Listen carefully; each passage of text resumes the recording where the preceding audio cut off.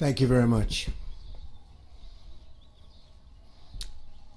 Your Majesty, thank you for being with us today. Very much appreciated.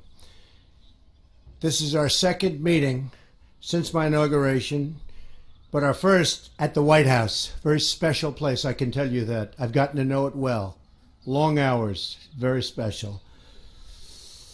It's really an honor to welcome you here today, but before we begin, let me say a few words about recent events. Yesterday, a chemical attack that was so horrific in Syria against innocent people, including women, small children, and even beautiful little babies. Their deaths was an affront to humanity. These heinous actions by the Assad regime cannot be tolerated. The United States stands with our allies across the globe to condemn this horrific attack and all other horrific attacks for that matter. Your Majesty, Jordanians are known for their legendary hospitality, and we will do our very best to be equally gracious hosts. They're also known, however, I have to say this, for their fighting ability, and you are a great warrior, and we appreciate it. Thank you. The historical ties and close friendship between our two countries dates back 3/4 of a century. In that time, the Middle East has faced many periods of crisis and unrest, perhaps never like it is today, however. Through them all, America has looked to Jordan as a valued partner, an advocate for the values of civilization, and a source of stability and hope. I am deeply committed to preserving our strong relationship, which I will, and to strengthening America's long-standing support for Jordan. And you do have tremendous support within our country, I can tell you that. As we know, the Middle East and the entire world is faced with one of its gravest threats in many, many years. Since the earliest days of the campaign against ISIS, Jordan has been a staunch ally and partner, and we thank you for that. Jordanian service members have made tremendous sacrifices in this battle against the enemies of civilization. And I want to thank all of them for their really just incredible courage. So many have been lost, and we pay homage. So many. In King Abdullah, America is blessed with a thoughtful and determined partner. He is a man who has spent years commanding his country's special forces. He really knows what being a soldier is, that I can tell you. And he knows how to fight. The king has been a leader in calling for a plan to defeat ISIS once and for all. And I'm with you on that. We're both leaders on that, believe me. That's what we speak about today, and that is what we are going to do. And it'll be a shorter fight than a lot of people are thinking about. Believe me, we've made tremendous strides, as we discussed. As you know, we had a very, very fine delegation come over from Egypt and also from Iraq. And they said more has been done in the last 6 weeks than has been done in years with the previous administration. And believe me, we're going to keep it that way. We will destroy ISIS, and we will protect civilization. We have no choice. We will protect civilization. King Abdullah and I also discussed measures to combat the evil and ideology that inspires ISIS and plagues our planet.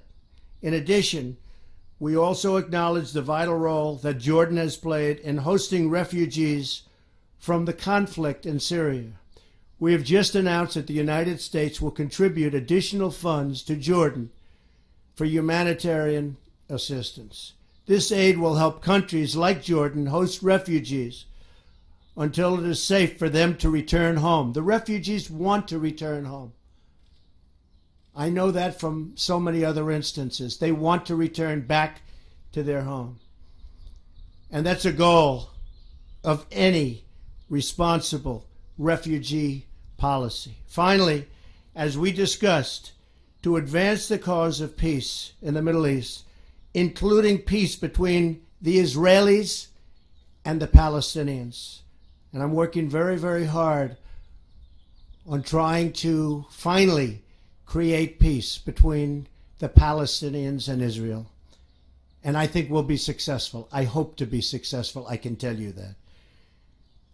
The king has been a really tireless advocate for a solution. He's going to help me with that and help me at the highest level. And we will be consulting with him very closely in the days ahead. King Abdullah, I want to take this opportunity to thank you for your partnership. Working together, the United States and Jordan can help bring peace and stability to the Middle East and, in fact, the entire world, and we will do that. Thank you very, very much for being with us.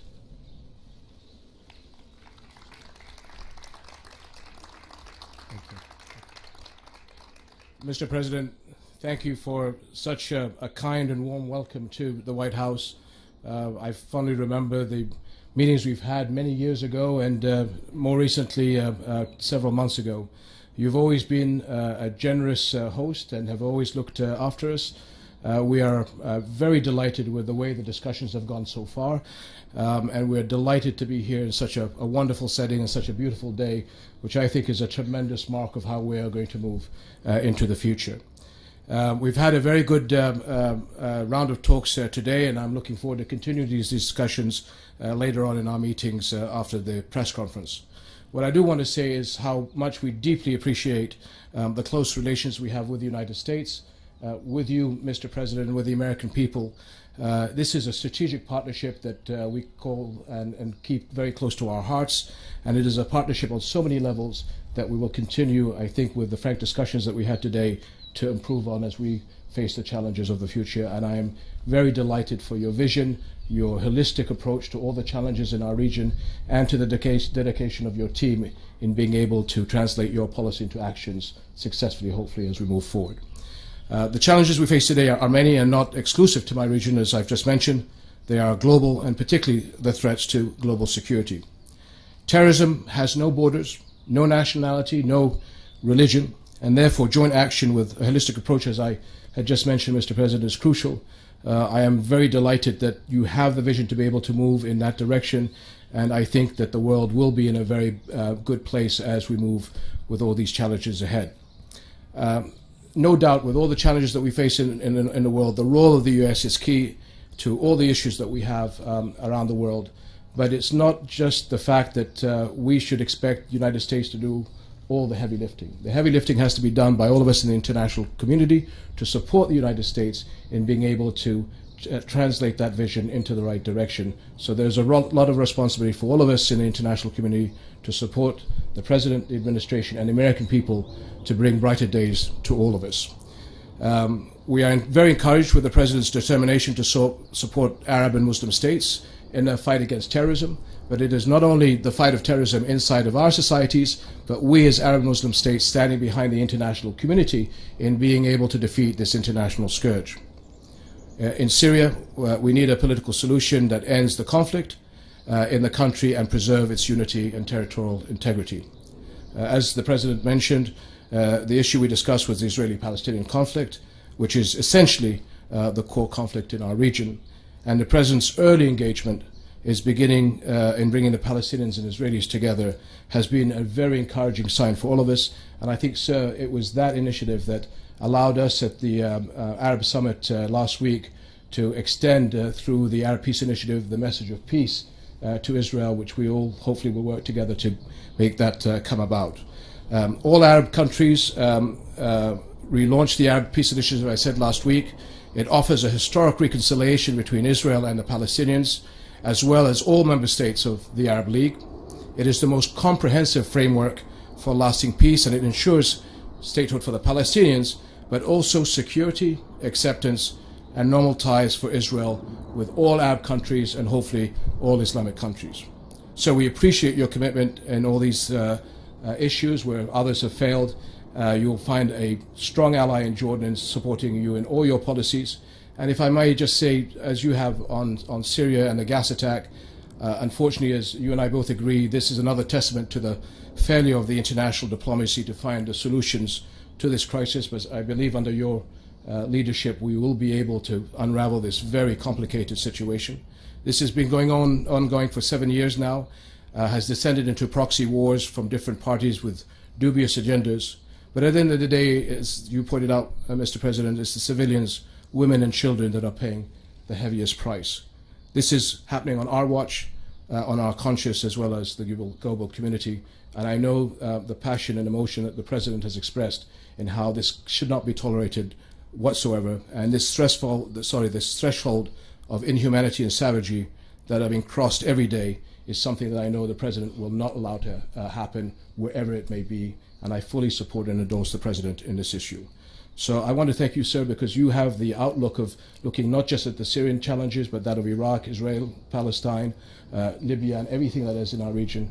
So I think your message to all of us is a message of hope. And that's what I take away from this conference. And I thank you for all what you have done so far and all that you will do, sir.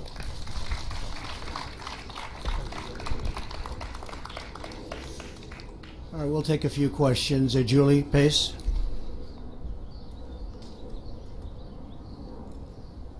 Thank you, sir. I have questions on Syria for both leaders, but if I could start with you, Mr. President. You've condemned the chemical attacks in Syria, but you also appeared in your statement yesterday to pin some of the blame on the Obama administration. You're the president now. Do you feel like you bear responsibility for responding to the chemical attacks, and does the chemical attack cross a red line for you? Well, I think the Obama administration had a great opportunity to solve this crisis a long time ago when he said the red line in the sand. And when he didn't cross that line after making the threat, I think that set us back a long ways, not only in Syria, but in many other parts of the world, because it was a blank threat. I think it was something that was not one of our better days as a country. So I do feel that, Julie. I feel it very strongly. To the chemical attack? I now have responsibility, and I will have that responsibility and carry it very proudly. I will tell you that. It is now my responsibility. It was a great opportunity missed. As you know, I'll be meeting with the president of China very soon in Florida, and that's another responsibility we have, and that's called the country of North Korea. We have a big problem. We have somebody that is not doing the right thing. And that's going to be my responsibility. But I'll tell you, that responsibility could have been made a lot easier if it was handled years ago. Before I move on to the king, can I just quickly ask you if the chemical attack crosses a red line for you? It crossed a lot of lines for me. When you kill innocent children, innocent babies, little babies, with a chemical gas that is so lethal, people were shocked to hear what gas it was. That crosses many, many lines, beyond the red line, many, many lines. Thank you very much. And, Your Majesty, if I could ask about refugees, your country has really borne the brunt of the refugee crisis in Syria. The president has signed travel bans that would block Syrians from coming to the U.S. If that goes into effect, what would the impact on your country and across the region be? Well, I think, as the President pointed out, most, if not all, Syrian refugees actually want to go back to Syria.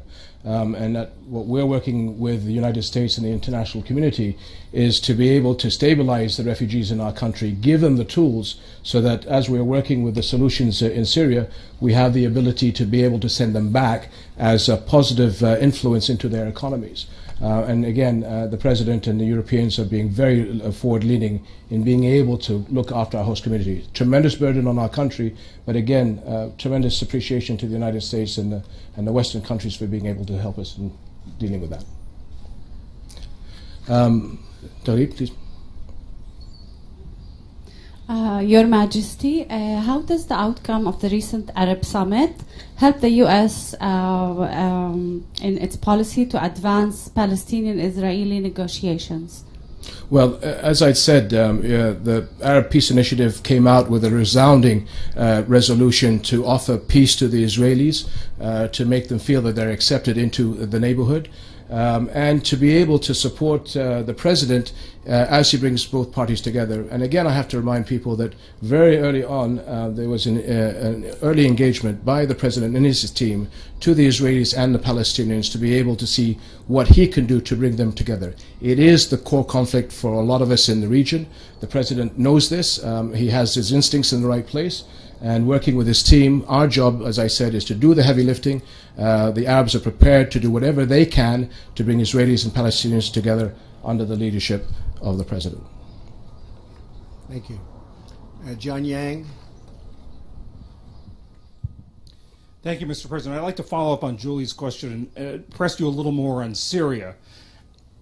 How will you distinguish your policy and your actions on Syria from the inaction that you criticized of the previous administration?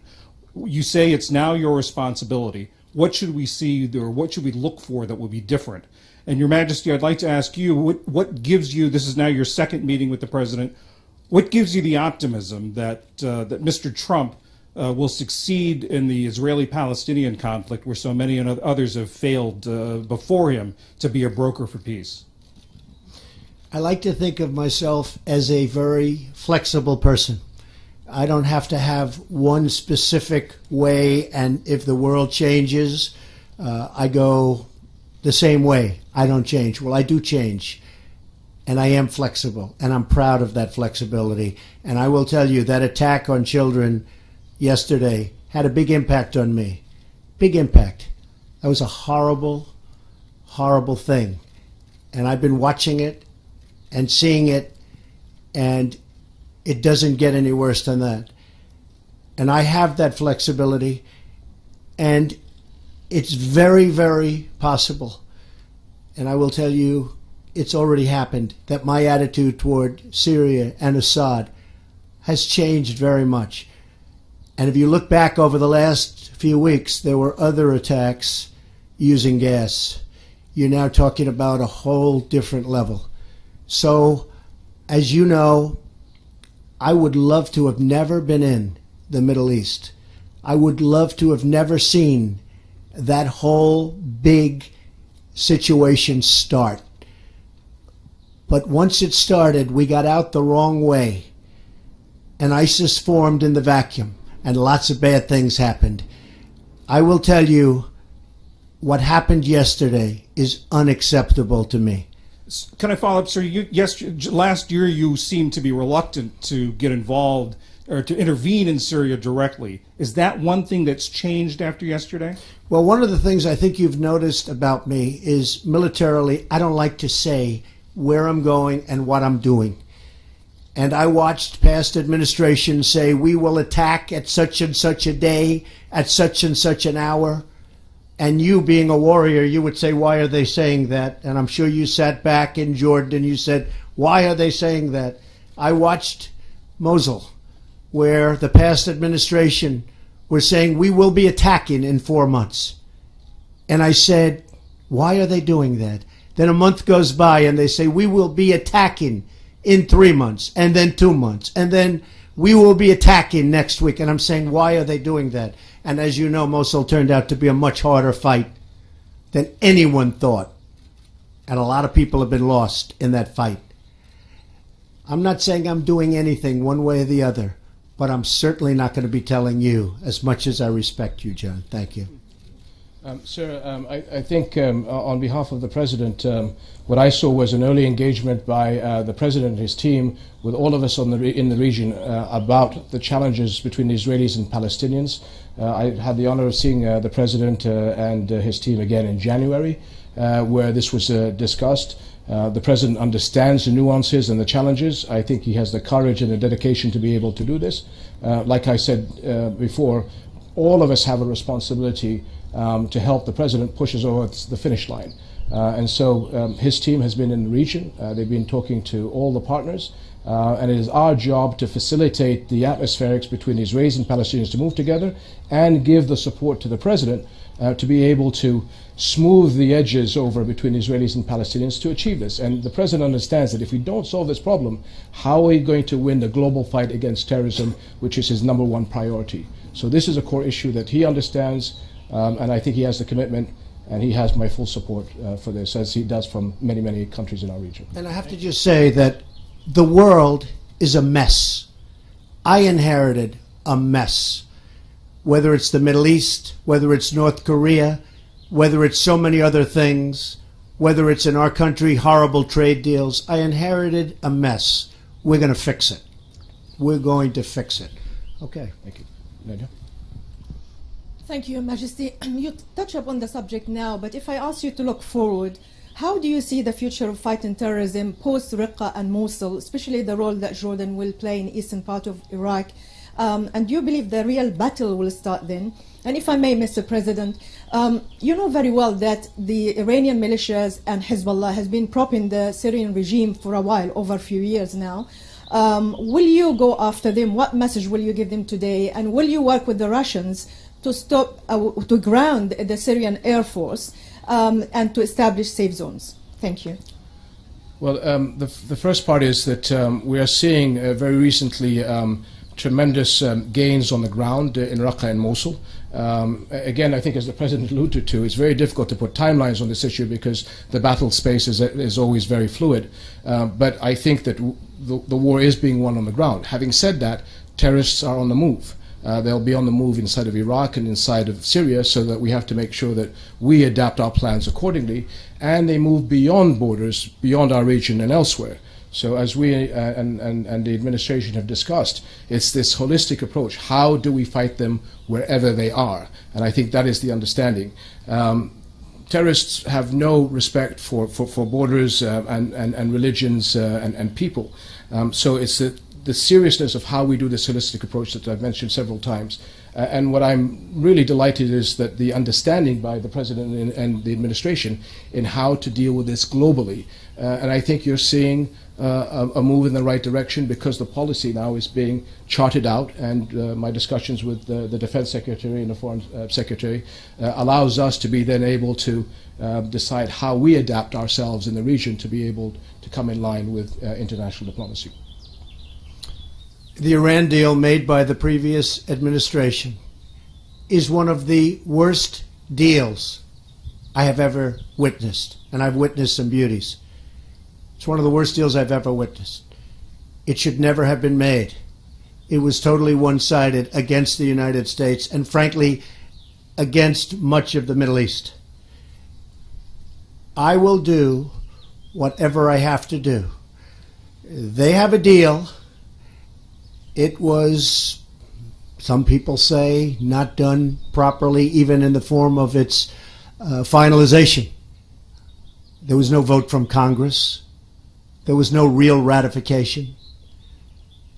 But I will do what I have to do with respect to the Iran deal. As far as ISIS is concerned, the United States will work with whoever it's appropriate to work with to totally eradicate ISIS and other terrorists. And by the way, ISIS is one group, but others have formed.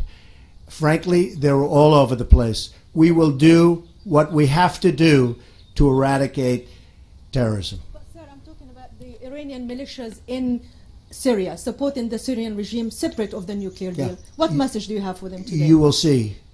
They will have a message. You will see what the message will be. Okay? Thank you. Thank you all very much. Thank you. Thank you.